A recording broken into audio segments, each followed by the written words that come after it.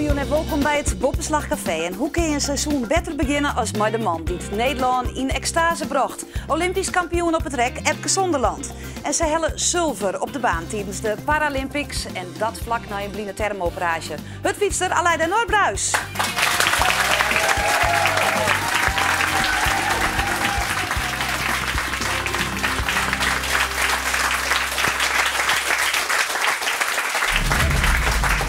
Het fietster Aleida Noordbruis wint een zilveren medaille op de Paralympics op de 400 meter tijdrit. En dat is een geweldige prestatie. Jondol had je weten dat Aleida 2 weken daarvoor nog in het ziekenhuis lag. Toch eindig je de Paralympische Spelen mooi een domper. Aleida zou nog 2 keer in actie komen, maar omdat ze nevens de medische staf net Jondol hersteld is, werd ze alsnog naar Hoesta stuurd. Maar Aleida liet de kop net hingen, ze had alweer een einddoel. Een gouden medaille in Rio. Als dat maar goed komt, want Aleida is goudens onwennig. Maar als het in de kop had, dan had ze het net in de kont. Haar motto is dan ook: linksom of rechtsom.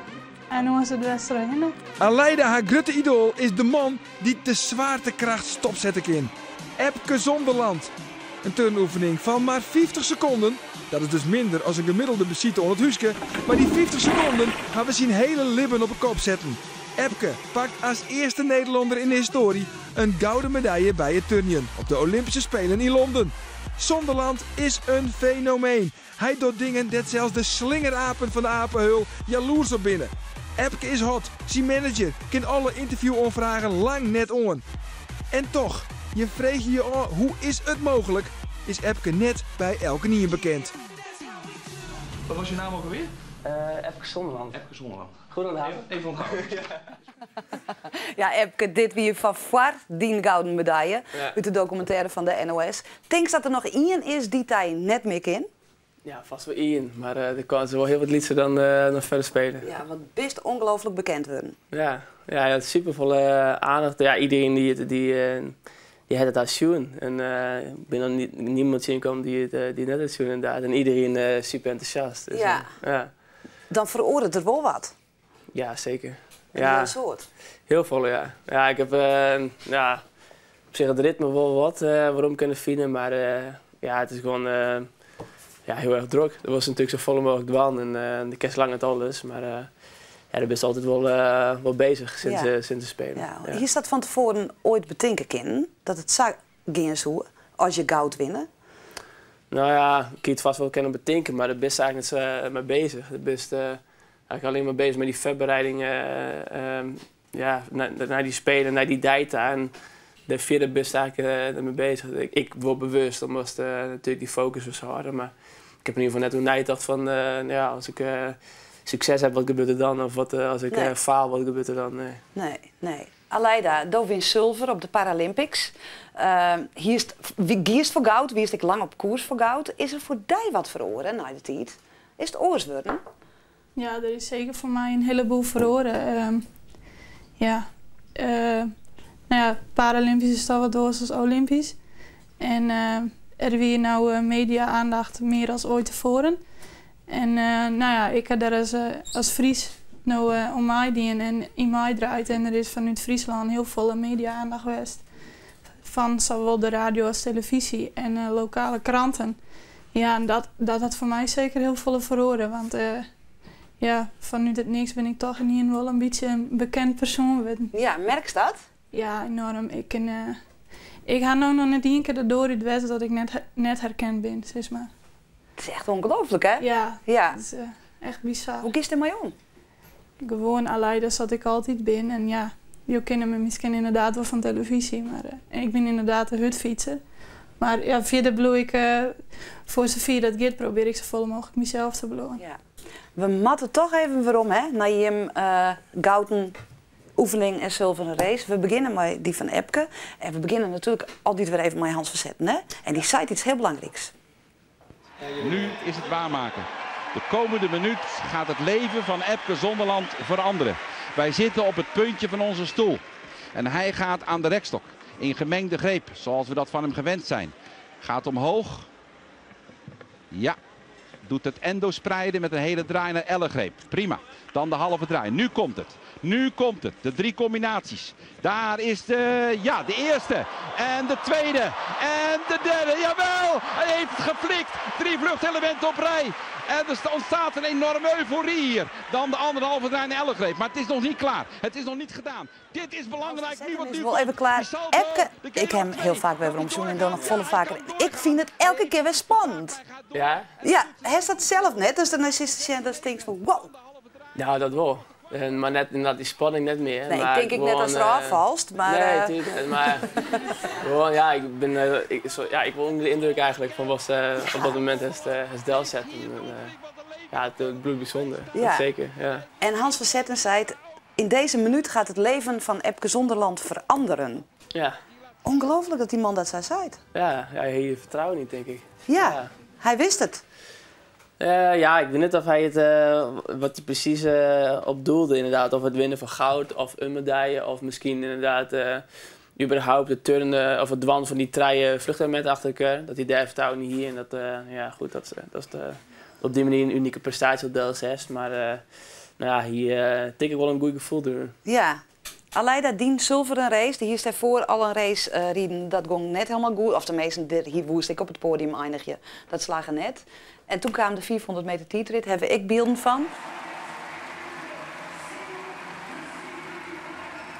Ik heb bij die race gewoon de spanning die een sporter normaal een keer te hebben. Maar ja, dat weer net meer als oors. Misschien zelfs wel eens wat minder, want ik hier maar één ding. Ik ga hier alleen nog maar wat te winnen. En eigenlijk niks meer te verliezen gezien mijn voorbereiding. Nee. En dat wie die pline termontsteking. Heeft nog een moment dacht van ik kom helemaal net in Londen?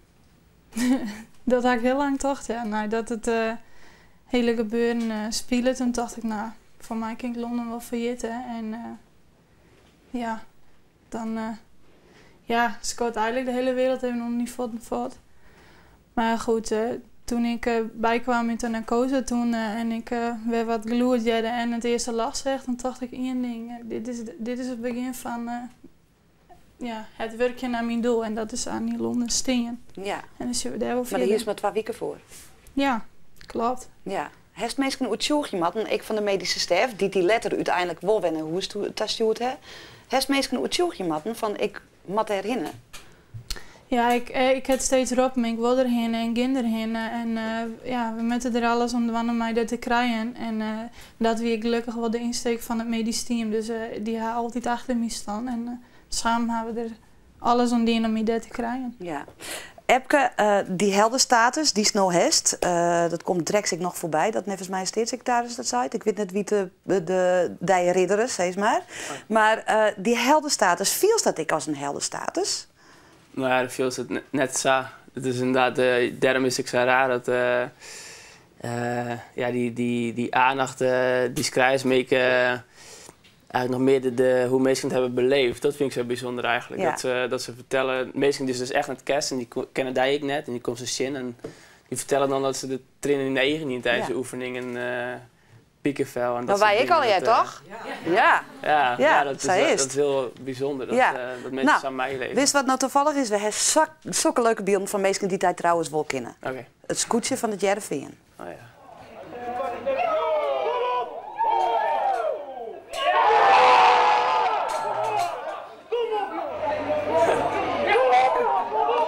Hij zit helemaal motor erbij.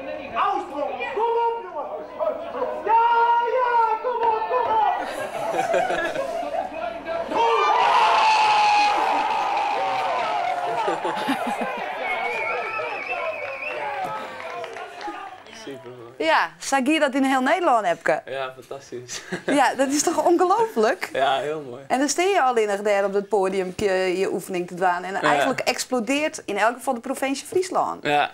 Ja, ik zit inderdaad in het stadion dan ging die meesten niet in het dak. Maar toen denk ik van, nou, stel je voor als dat inderdaad al die Nederlanders in die rondtes kunnen zetten, wat zou er dan gebeuren? Want inderdaad, iedereen stond voor me zat te springen. Ja.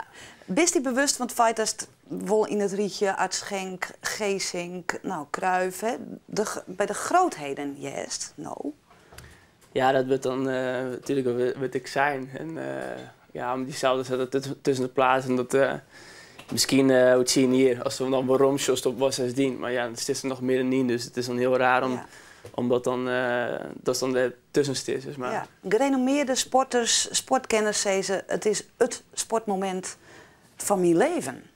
Dat ze naar Sjoen hebben, zeg maar. Ja, van mijn leven is het ja, sowieso. Van die in elk geval, maar van je hebt 88, dat Europees kampioen of dat soort dingen.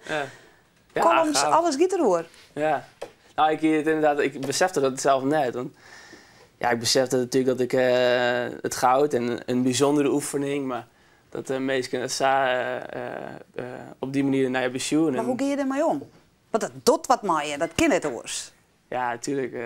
Het is heel mooi om dat te jaren, maar ja, het is toch apart, want ik bedoel gewoon appje wel en ik voor mijn vrienden voor daar heel eigenlijk vrij weinig. Maar dat komt van de boetenvrouw natuurlijk wel veel meer op die nou. Ja, dat sowieso. Ja, maar goed, dat is dat is toch weer oors. Het is inderdaad vooral die waardering vind ik heel bijzonder, zeg maar. Ja. Dus wel, en dat die mensen het zitten van het sportmoment van mijn leven, ja, dat vind ik nog het meest bijzonder om te jaren.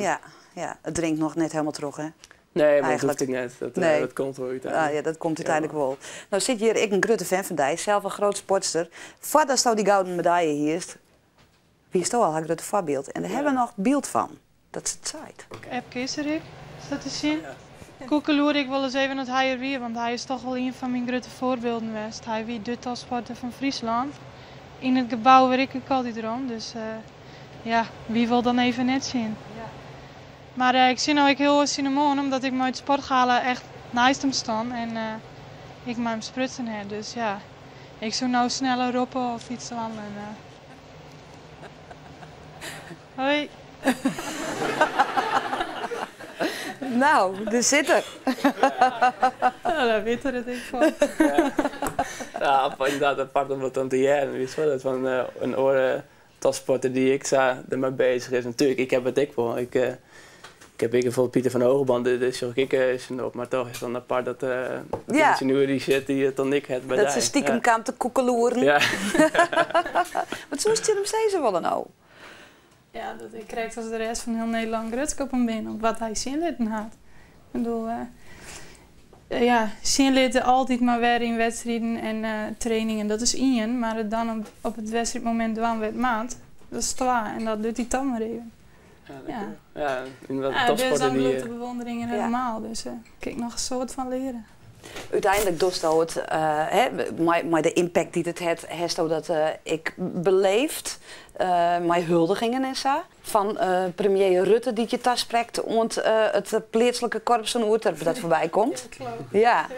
Zullen we even zien? Ja, best. Vandaag bent u getuige van de officiële huldiging van de Paralympische medaillewinnaars.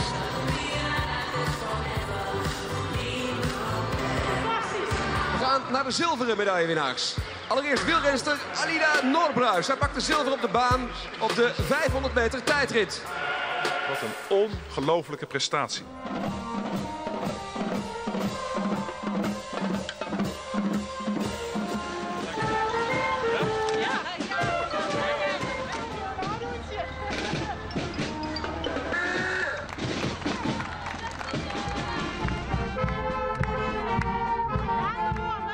Du bist voor u een inspiratie. Ja, dat wil ik tegen zijn. Du bist voor u een inspiratie. Ja. Dat moet heerlijk wezen om te jaren.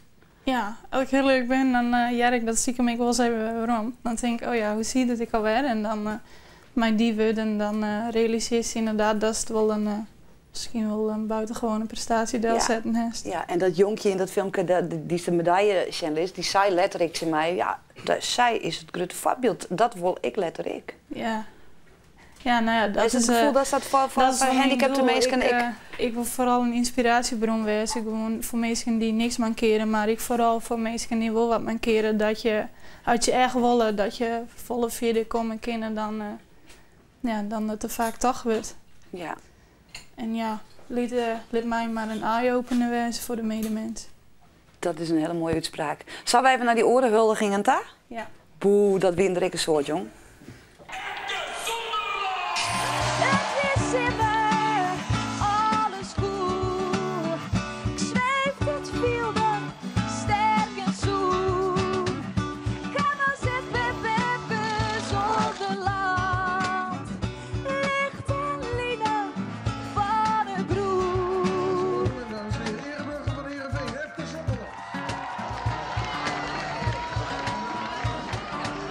wil ik graag een keer op een foto. Dat zou ik heel graag willen, maar dat waar ik net. Nee. Ik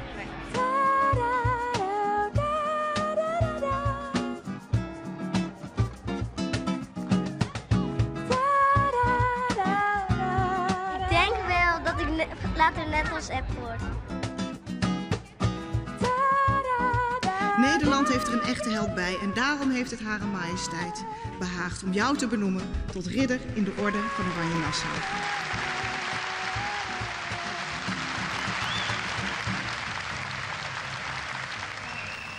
En ik toen zie het Nederland weer in tren Maidij. Ja, ik even, Ja. Wat is het? Wat wie het? Ja, nou ja, goed. Het,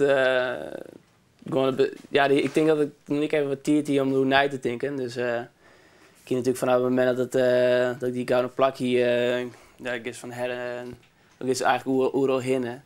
En zei ik net die tijd om het even te beseffen. En dat we de eerste tijd dat we thuis waren en dan zit er in die ridderzaal. En dan denk ze even waarom, hoe die prestatie. En dan zie je dat iedereen de verder druppen en nadat ze dan ridderen worden. Dus ja, dan besef je wel even hoe bijzonder dat eigenlijk is. Dus toen werd ik eigenlijk al emotioneel. Ik wilde toch wat zien naar hun. En toen stond ik op het podium en toen, ik weet niet precies wat ze vregen, maar toen, op het moment dat ik wil aanjagen dat ik het dus net zelf kon, dat heel veel mensen. Want dat is de eerste in de inzet, hè, maar dat is natuurlijk maar heel veel mensen als je net daar werkt. En toen ik dat wil vertellen, toen werd ik wel even emotioneel. Ja. Ja. Nou, ik werd een beetje, merk ik. Apart hè? Ja, nou het is net apart, het is alleen nog maar mooi toch, dat je dat hebt? Ja, nou ik verwachtte eigenlijk dat het op het moment dat het volkslied of zou willen spelen, wie zo. Dat is dan even zo'n moment, hè. Maar toen is het net. Helemaal niet. En de eerste dagen helemaal niet. Toen dacht ik nog in euforie of zo? Ja, ik denk inderdaad, de beseffen het nog net helemaal, denk ik. En inderdaad, ik heb me dat nijtocht van te verder wat er nij komt of zo. Dus nee, het besef wie dat denk ik net. En inderdaad, net als de rust er wat komt, dan kan je het even goed denken. En dan realiseert ze eigenlijk pas wel steeds dingen, denk ik. Ja, maar die gigantische spanningsopbouw, nou dat ene moment daar en dan ja. Dan komt het binnen of zo. Langzaam dan daal je in. Ja, ik denk het wel. Ja. Nou, en dan show je je familie en dan. Ja, nou ja, de eerste keer, de familie wie daar ik, dus dat wie net met 10 samen, maar ja, ik weet niet, op dat moment kwam alles samen, denk ik. Ja, dus, ja. Mooi. Ja. Die familie is ook heel belangrijk voor jou, hè? Ja, heel belangrijk. Ja, rots in de branding. Ja. Ik op het moment dat de zilveren medaille had, wie die broer dat heeft, volgens mij. Ja, dat is prachtig. Ja, dat is machtig. Is dan niet emotioneel? Komt het er dan ik uit? Of? Nou, wat heb ik gezegd op het moment zelf net echt. Dan is het al wel leuk en dan ga je wat in die sfeer maaien. En nou, even hier zwaaien, even met die op de foto, even daar een glimlach. En er gebeurde van alles, dus ik kies van een baby op een scoot. Nou, die moest even met me befoten. Nou, dat ligt al gebeuren. Dus gaan ze net echt de tijd om zelf die medaille even te bezien. Nee. Nee, wat ik voor de druk heen. Maar bij mij kwam het toen ik jongens de zilveren balhoed speciaal Utrecht kreeg door mijn broer. Dat ik wel even knapte. Ja. Dat we bij de huldiging in het Holland House. Ja, daarom merk je je eigen spanningen. Ja, en ik heb natuurlijk heel wat spanning aan de hand voor de tijd. Dus toen kwam alles wel even een beetje uit. Epke, maar daar ben ik meestal die gewoon maar bij de voeten op een groen steen. Kom maar op. Epke heeft het geflikt. Goed zo. Ja, als je goud hebt, dan kan je trots wezen. Ja. Een trotse bebbe. Ja. Epke komt hier straks bij Mem. Oh. En wat zou het Mem dan zinnen? Nou, dat vind ik mooi dat het even komt. Ja. Nou, ik ben er dan net weg. Dus oh, Epke! Ja, heel erg. Dus een keer kwam ze bij je stuurs en toen ran ik recht mis. Oh, geheen. Ja, dus zonde ik met de gaar weer heen. Ja. Nou, daar is de camera, beloof het maar even. Beppe, ik kom binnenkort naar Rita. Maar dat is toch geweldig? Ja, Hoe ze dat... Ja. Nou goed, voor mij is het weer moeilijk te beseffen, maar voor Beppe ik natuurlijk. Ja. Wat er dan in op jou komt, dat de krant het volgt in, dat is onbegrijpelijk natuurlijk. Is het nou vooral voor je beiden even, nou ja, de best weer trainen, dat heb ik bij de NOS weer zien, maar toch nog wel nagenieten en dus even uitvinden van, nou, wat zag ik alweer? Ja, nee, ik weet wel globaal in mijn hollen wat ik naar die Spelen moet wandelen. Dus de vrouwtitel nog binnen, Helly, Takamir? Ja, nou, als het Takamir is lukken, dat is wel het moment eigenlijk. Alleen dit hier zit ik voor mij wat meer in het teken van de studie. Ja. Dan heb ik natuurlijk wat vertragingen opgedaan en eigenlijk op een gegeven moment met de coach had me erin. En vooral het eerste hier is heel pittig. En ik heb het straks aan het plannen dat het nodig aankomt. En daar wil ik gewoon in investeren dit hier. Omdat ik daarna, als ik dan het eerste hier erop ben, dan kan ik het wel weer wat combineren met de sport. Dus hoe eerder ik daar mijn kleren ben, hoe beter het is. Ja. Dus ik ben natuurlijk met die na 4 weken wel weer begonnen met de trainingen, maar net zo intensief als voorheen. En met mijn ouders hoe het rent en hoe goed ik word met de training die ik nou kan doen. Stel je voor, de hele Takamir die vrouwtitel binnen. Ja. Hoe zal het dan maar de motivatie wezen om nog eens een keer naar die Olympische Spelen te gaan? Want dan heeft alles, toch? Ja, dat is wel zo. Maar het is inderdaad individueel, is dat het enige wat ik nog net heb hellen. Dus het goud op de wereldkampioenschappen. Maar wat nou een hele mooie uitdaging is om dat wie voor deze Spelen en ik al een droom. Maar die kans wel wat groter om mijn team naar de Olympische Spelen te gaan. En daarom ben ik nou net alleen op trainen op Breg rechtstok, maar op alle de onderdelen. Dus toch weer meer kampen? Ja, we willen meer kampen. Uiteindelijk ga ik net een meekamp van, maar ik wil in ieder geval zien waar ik me kan ontwikkelen en waar ik nodig ben. Op welke tas stel nu uiteindelijk voor het team. Ja, en dat is gewoon een hele mooie nog een motivatie om daar aan te werken en om het turnen in Nederland op dit moment dus naar je level te brengen. Maar ik natuurlijk voor de komende generatie. Dus dat is ook een hele leuke motivatie om die ontwikkeling een beetje te ondersteunen. Ja. Zeg maar. Ja. Aleida, daar heeft nog geen goud hellen. En ze zit erachter die zuske. En die laten we nou even zien, want die heeft vers nog een opdracht. Ik hoop eigenlijk dat ze straks als ze uit Londen komt, daarna ik bijvoorbeeld met medaille zet. Dat zou wel mooi wezen. En dat zei ze in Londen, maar ze bedoelt natuurlijk Rio. Ja, dan ga ik nog wel even wat werk te verrichten. Ja. Is dat je doel? Ja, mijn doel is sowieso Rio al en Londen is er eigenlijk tussen trok kwam.